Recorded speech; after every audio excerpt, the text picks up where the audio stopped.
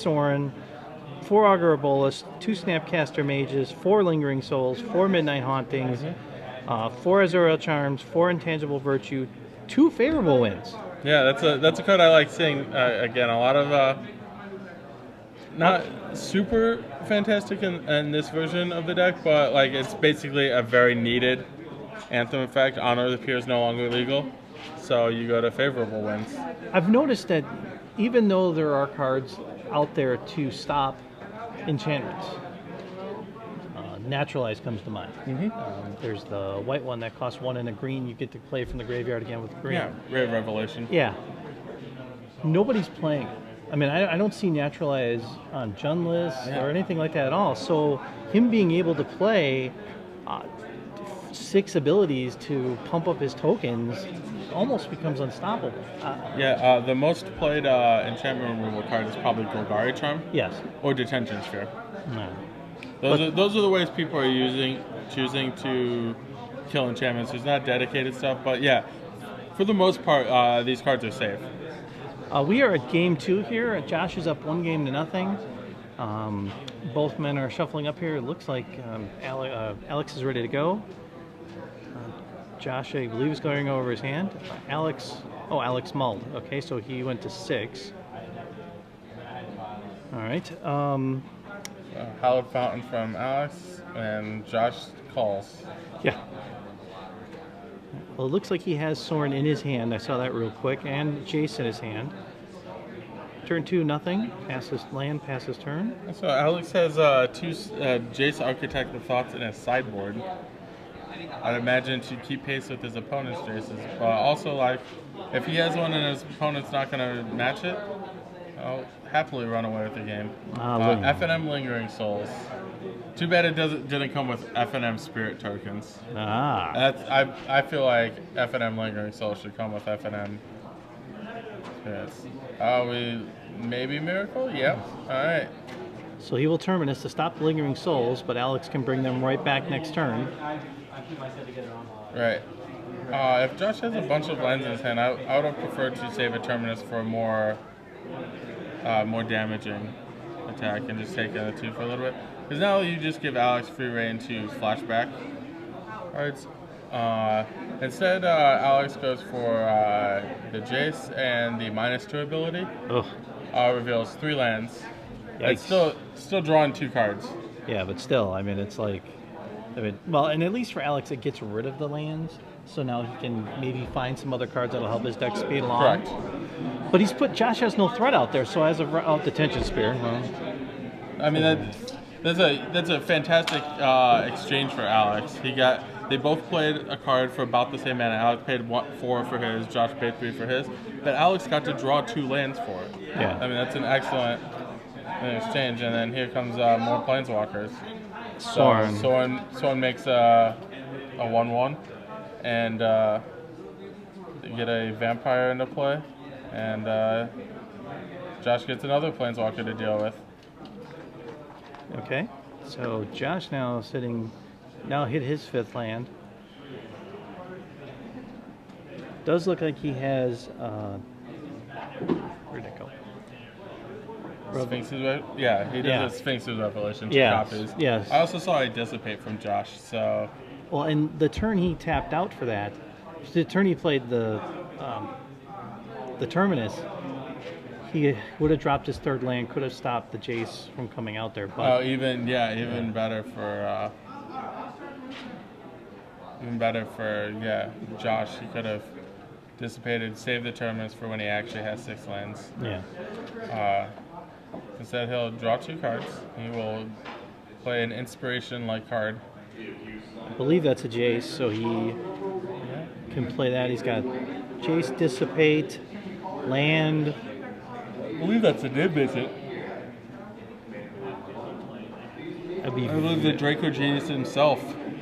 2. He has 2 Dissipates, 2 lands, Nigo Tabat, and Jace. So what does he do here? Does he drop the Jace now? He plays Jace. Is he gonna He some ability. Okay. Prefer dice we could see, but Yeah. I believe that's a +1 because no cards flipped over. All right. Soren. So Alex is going into ultimate mode. Yeah. One thing Alex could have done is gotten an emblem and started to attack, but Alex is going to go for Augur Bolus instead. Okay. Looks like he drew Snapcaster Mage. Oh, We another got a Lingering Lingering Souls. Souls at minimum. Yeah. Now if he just gets one of his intangible virtues or something like that, those tokens start becoming just ridiculous. So -2 from Josh gives him Negate, Think Twice, and Sphinx's Revelation. Tough decision here. Alex gives him Negate or the other 2 cards. And I'm surprised because I would thought with the way Alex's hand is that he would want to negate his hand. I understand taking the card advantage and gain life is very important from the other 2 cards, but a negate right here. I mean, I know he already has 2 dissipates in his hand, but the negate is another nice option to have. Okay, we just got an update from the floor. AJ Soccer, who's here this weekend. As those of you who follow him on Facebook and Twitter, he is 2-0 right now with his spicy build that hopefully Glenn Jones will be doing a deck tech on today. All right. So Alex has the option to go ultimate with Soren. He could take the Jace. What he might do is see if he can kill it first, kill Jace, and if so, just continue to take up Soren. Alternatively, I wouldn't mind seeing an emblem from Alex if he's struggling on intangible virtue type cards. Yes. Then an emblem is a pump effect that your opponent cannot get rid of. And given that Alex has a wave after wave of Lingering Souls, definitely would have liked to see it a -2 from Soren. Okay, he's going to think twice here. Draws a detention spear. She's best card possible. Sphinx not casting Sphinx's Revelation is also strange. All right. He's I'm got sure what's enough. going on. Did Josh get attacked directly? No, he attacked the Jace. But why isn't it dead? No, he only knocked it down to 1. Okay, Alright, Faith Shield. nice. I am surprised to see that card, but yeah, he's got 2 of them in his main deck. Okay, so now... It's a card that protects it, that's for sure. Oh, he dissipates that. And he dissipates it back. Alright, we got an old-fashioned counter war. But the negate here sure would have looked really good right now, but... Especially if you're not... Yeah, Josh chose not to cast the Sphinx's Revelation to draw out the counter spell. Yeah.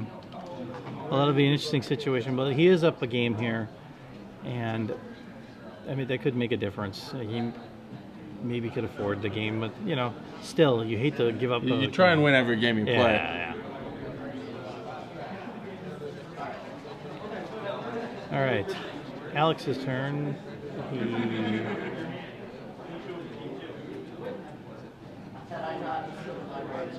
Looks like he had another Soren there in his hand, I believe, if I'm not correct. It looks like he has a Jace. Oh, Jace, Dissipate, And Lingering Souls. and Lingering Souls. A Lingering Souls he got from the Augur earlier. Alright, so he's gonna... He wants a Jace from his own.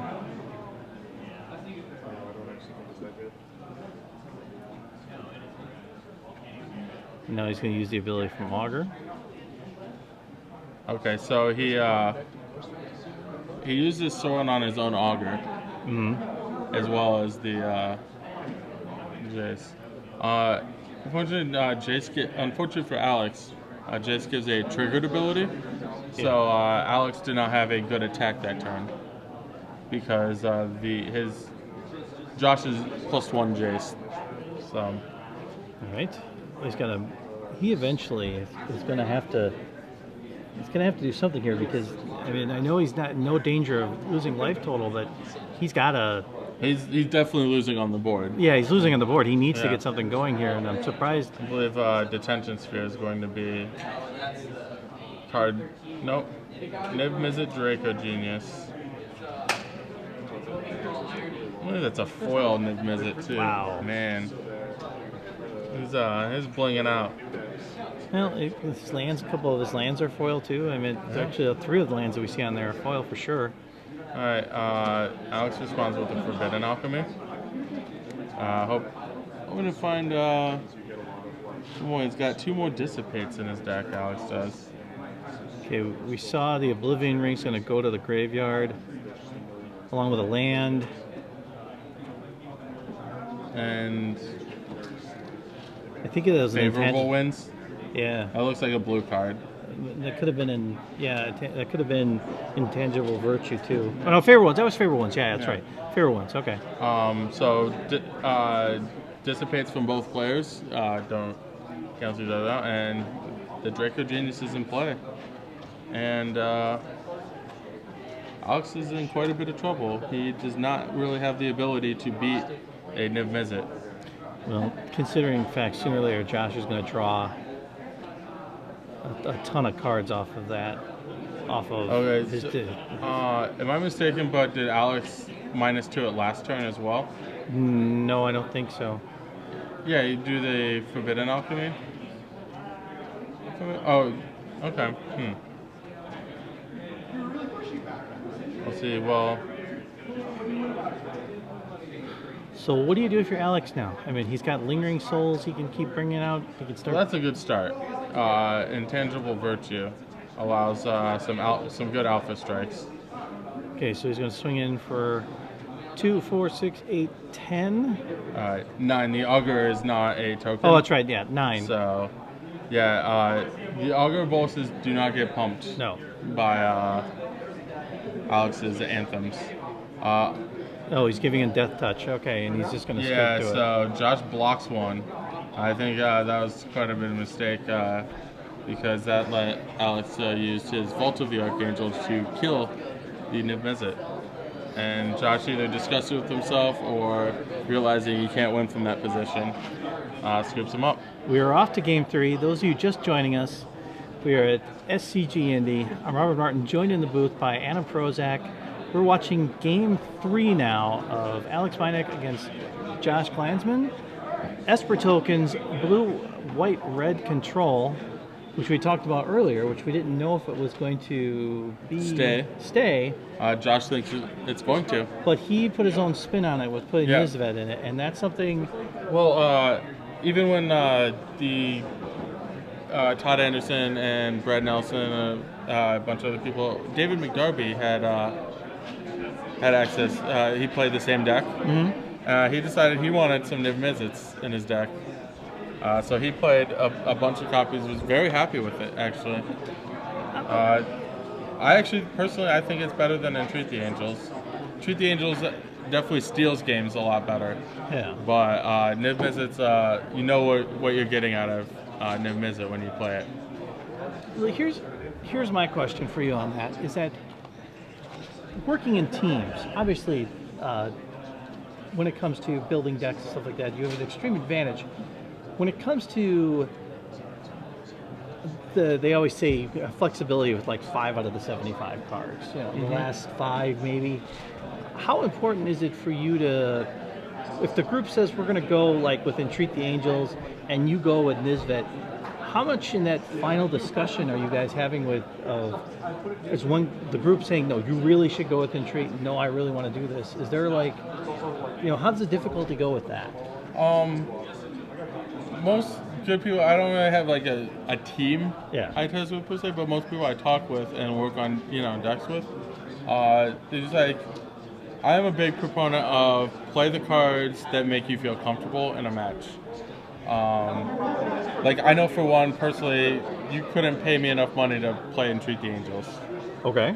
It's just not like the type of card I'm willing to play. When I want to kill somebody, I want something that's stable that kills them when I want to kill them.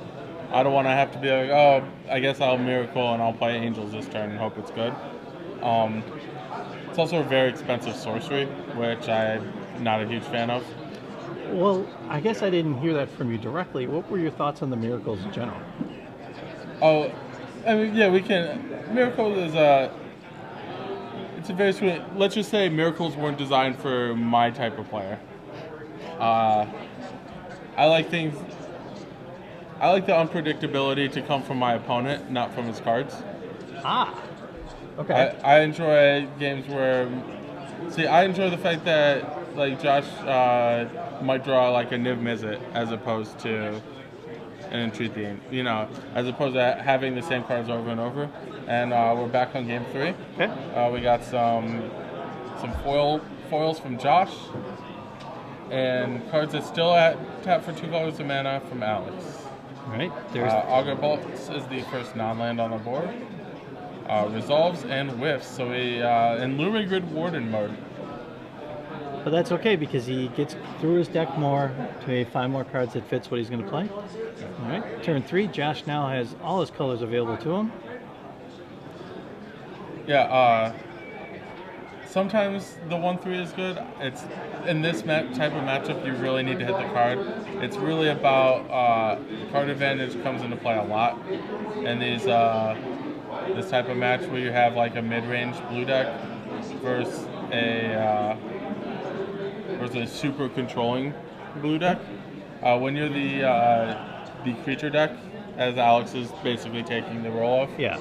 You really need the extra card advantage so you don't get outclassed going along. Okay, Jace got met with Dissipate. Alex played a 4th land, swung with Augur, passed his turn. And I joke about this card, but Josh played my fake invitational card. If I won an invitational, I would probably submit something like Desolate Lighthouse. Ah. Just my perfect card. Well, there's the intangible virtue that would have helped him last turn. Yeah. There's Desolate Lighthouse coming into action. No tokens yet from Alex, so the virtue's not doing anything yet. Yeah, as we saw, Josh's hand had like at least 3 other land in it. So land is not a problem for him. There's Did you see Niv Mizzets? Oh yeah. I believe there's also is that a Jace Memory Adept? Yeah, it looks like Josh has 2 copies of those. So I can't imagine if Josh is going to play this many big cards at a time, I can't imagine him not playing one this turn. So he goes. Maybe he's just deciding which one he wants to play. Well, he's probably trying to see he'll bait out. He'll get a Dissipate to come out here. Yeah, he's seeing which one he wants to resolve. Honestly, I'd rather resolve the Jace, but as it turns out, Alex would have punished him for playing the Jace. Okay. Whereas, so Nimbus is definitely the right play. Now there's the Moreland Haunt to get 2 tokens out there that are both 2/2s now. Mm-hmm. It's Midnight Haunting from Alex Binek. Untaps facing down. I don't think he's going to fall for a Vault of the Archangel trick this game. Not that Alex has one, but still.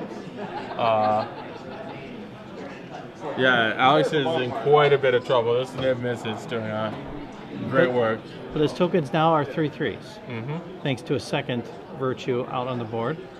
But now Josh has so many options to play. Yeah, geez. Josh has Sundering Growth, Detention Sphere. Detention Sphere's got to be the play here. Can either get both Intangible Virtue or both Spirit Tokens. So a very powerful option from Josh here. Does he go with the intangible virtues just because he knows Alex's deck can go token crazy, just to get rid of them right away, so there's no possibility that he could bring out big tokens? In addition to that, if he got the intangible virtues, he would have the option of just using the Niv Mizzet to shoot down the tokens. And Josh passed the turn here, back to Alex. Not a huge fan. I would have been a little more aggressive with that, but Alex doesn't have anything to further. Okay, again, he's going to. Josh is just going upstairs with his Niv Mizzet, and Alex actually has almost no answers in his entire deck. It's interesting how he's able to use his ability to ping and do what it's do. Because you figure, you look at that creature, go, my gosh, you could be able to swing and hit very hard with that thing. But in this case, he's using it as a blocker. Yeah, It does that too. Not what I would have thought that card would have been designed for, but you know what? It does amazing things when it gets out on the board. Rearranging his land here by Josh. I mean, he's just got a handful of stuff here. The Tension Sphere, like we said before. Yeah, you can't cast that with that mana. All right, let's tap some white. Oh, yeah. There we go. Much better. He's got to counter this if he has Dissipate in his hand. Oh, now wait a minute. That's interesting. I mean, I understand he wants to swing through and hit, but I don't know. I would have gone with the Virtue. Yeah, I think that might have been the better play, but we'll find out. Terminus. No. I don't think he wants to cast Terminus. No, he doesn't want to, but he's got it in his hand in case something silly happens. Looks like Alex is really flooding out here. Third Intangible Virtue. Jeez. Well, he needs some way to get some token generator out there so badly. All right. Here we go. It looks like another land he drew, yes. Yeah, he's probably got, a couple lands in the 800 cards that he's drawn. Okay, he's going to bring it on. Try and, oh, he's looking to scoop it up if he comes up with something to block it or something to counter it. Yeah. He's going to draw. Oh, jeez. Land. Oh, he might be able to get away with this.